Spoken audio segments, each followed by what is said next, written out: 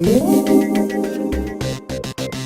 guys, Phil here again, and welcome to Tesla Model 3 unboxing episode number 2. In this episode we're gonna talk about the internals of the car, what do you see inside, the basics of the control, and I also got lucky because I have recorded the episodes where we have the previous interface before version 9 update for the Tesla software, and now I have actually updated to version 9 already, so we'll have both what it was before and what is the new interface and what's the new about version 9 in latest release features which are new to Tesla Model 3 and how it changes the interface. When approaching your car is actually sensing your phone, not the key fob like in Model S and Model X, and as soon as you press the button here, like to open the door, as soon as you press that, it will see the phone and it will open up.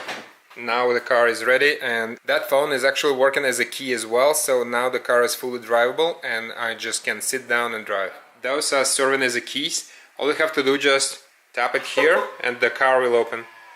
So now you can just press and open up, and then you can drive it. Tesla usually recommends to use the phone, but just in case you can always put the car in a wallet and keep it with you, so just if your phone dies for whatever reason, then you will have entry to your car.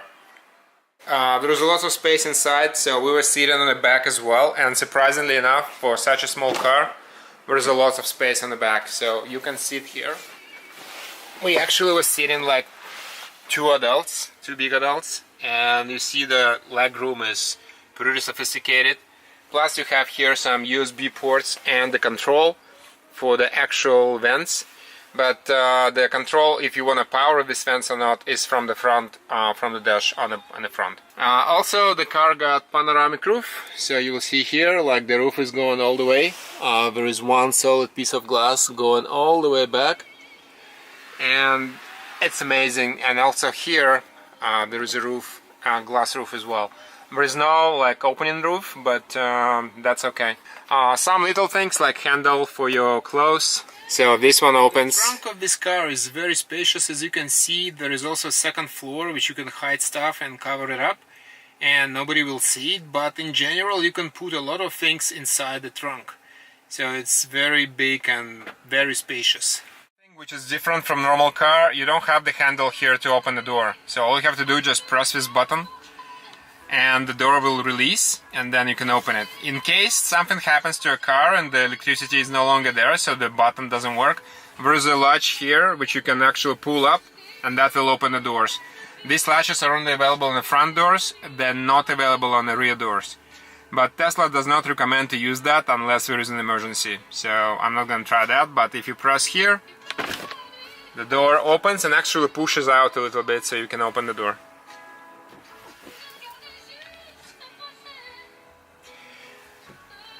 The other thing is, from the perspective of actual controls, everything is on the display here. There is nothing in front of you, so and that's all controllable from here. So this part is dedicated to the car, this one is dedicated to maps and media and whatever you have to use.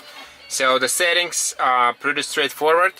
So you press on the car here, the settings menu will appear, and there is a whole bunch of controls like lights, locks, display, driving strategy and driving style, autopilot related things, safety and security related things, and also got a service where you have owner's manual.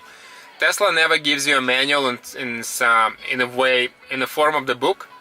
All the manuals are online, updated all the time, and you just click here and it will go like PDF style document which you can search and locate all the necessary information you want. From the perspective of the locks and everything, this is Wi-Fi. That's our about screen where you can actually name the car. On that side you also have profile. That right now it's controlled by me, so it's my name here. I can add more profiles as well. Bluetooth setup is the same as before. So on all Model X and Model S and Model 3 right now, that's pretty much identical. So you set up your phone, it will synchronize your contacts and media and your music and everything, and that's going to be available for you when you play it.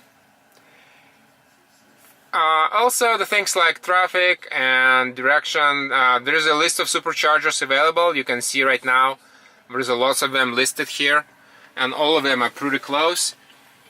It's also showing you how busy they are. So you will see that this is a supercharger on the Concord, Rutherford Street, and currently there is a lot of availability right now. There is a lot of them used, but still a lot of available stuff. The multimedia is, I like that a lot. You double click that and you can search for different stations which are serving music for you online, and the sound system on this car is beautiful. So you have your equalizer, you have your balance, which is controlled the same way as on Model S. Just move this center and that will move your stereo around. And there are options which are available for the high performance systems, which is immersive sound and experience, and that's what I have right now on high. Really make a lot of difference. So from the perspective of the actual controls, you can see the charging port here, the microphone, so you can talk to your car. There is an auto wiper setup, and it shows you the actual, once the car is going to be in motion, you will see here PSI for actual tire pressure, and your trips. I don't have a lot of trips yet, but all of them are here. From that perspective, that's different from what we have on Model S. From the controls, that's what I like. It's specific. Right now you see it's red, so it's heating up because it's really chilly outside.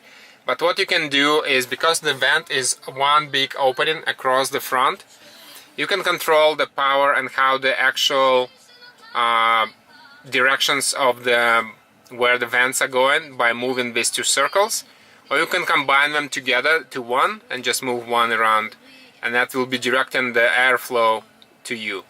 That's only related to the upper side of the car. If you go and want to heat up your legs, for example, there are predefined controls here which you can set up. I usually use it on auto, and I usually split, so it goes like that, so it's a little bit more distributed that way. And the rest of the controls are the same: temperature, heating on the seats, rear and front heating up of the windshields, and the sound. This car is a dual motor car. It's got two motors, one on front and one on the back.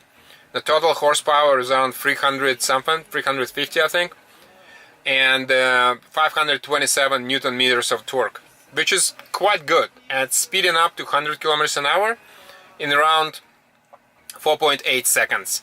So the battery is long range battery. So right now you can see that it's charged in half, because I didn't charge it for a long time. But you can set up the current charge here so it will not load up your lines too much. And of course we got it scheduled, so it will go and schedule it overnight when the price for the electricity is lower. Alright, so once you start it up and press the brakes, you will see illumination here, like a normal car, and now the car is ready to drive. All you have to do is just set it up to actual reverse or drive mode, and here we go. The car will show you the view on the whole screen for the back camera. This is wide angle camera, so you can see a lot of stuff, and it's very good and it's big. Once you get back to driving mode, it will select itself back to navigation. Also, you will see here the lines, which are sensor lines, reporting the distance to actual objects around the car, and that will allow you to actually navigate in tight spaces very accurately.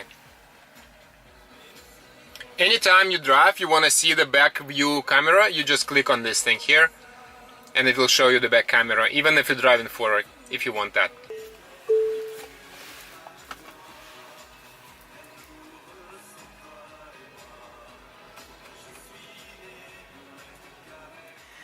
The beauty of this car is basically an interface, because you pay attention to every details of the dashboard and how it's organized, and flexibility what it gave you to actually allocate the control elements on that screen the way you want it. So in this case, if Tesla decides to actually remap the whole interface and give you a completely brand new one, they can do it, and you will not have to do any changes on your end. It's just going to come over with software, over-the-air software update, and you will have all the new, brand new interface, like a brand new look to your car and controls and everything. which is amazing because most of the car manufacturers today try to copy that one way or the other, and therefore we see lots of cars are getting computer screens instead of actual physical instruments. This gives them the flexibility to do so and change the interface without actually major update to the hardware. And Tesla was here first, and they just keep pushing forward and keep doing new stuff and adding things based on the user input. Some of them are going actually based on the user input, like the new functionality for the dash cam, which was driven because customers asked for it, and some other things which are basically just making things and control of the car more flexible and more easy to use. And Tesla is very quick to actually react on that and introduce new updates and a new version of the software. That's it for quick dashboard and controls overview for Model 3. I was actually in a desire to give you an overview of version 9, but looks like this particular video is getting too long. So I will put it in one of the next episodes. So next one is actually going to be side-by-side comparison between Model S and Model 3. So if you're on the market and you're still deciding which one is good for you, I will try to answer those questions. But for now, I think that would be it for this video. Alright, so thanks a lot for watching, and thank you for staying with me till the end. If you like this video, give us a thumbs up and subscribe to my channel, share it with your friends, and until next technical review and unboxing on Model 3 series, peace, we'll see you.